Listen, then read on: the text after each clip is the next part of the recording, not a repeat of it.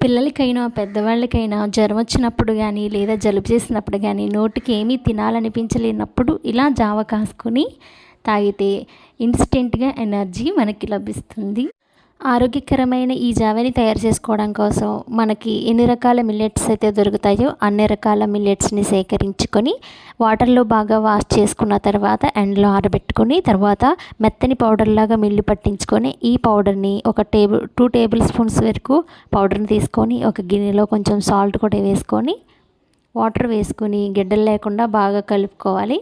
ఇలా కలుపుకొని పక్కన పెట్టుకొని స్టవ్ మీద ఒక గిన్నె పెట్టుకొని గిన్నెలో ఎంత క్వాంటిటీ అయితే జావ కావాలనుకుంటున్నామో అన్ని గ్లాసుల వరకు వాటర్ వేసుకొని నీళ్ళు బాగా మరిగిన తర్వాత ముందుగా కలుపుకున్న ఈ పౌడర్ మిశ్రమాన్ని వేసుకొని బాగా మరిగించుకోవాలి. గడ్డలు కట్టకుండా ఇలా గెరటితోటి బాగా కలుపుకుంటూనే మరిగించుకోవాలి. థిక్ కన్సిస్టెన్సీ వచ్చే వరకు మరిగించుకోవాలి. ఇలా మరిగించుకున్న తర్వాత స్టవ్ ఆఫ్ చేసి చల్లారిన తర్వాత ఈ జావను తీసుకుంటే ఎంతో టేస్టీగా ఉంటుంది. అలాగే తొందరగా కూడా జీర్ణమైపోతుంది.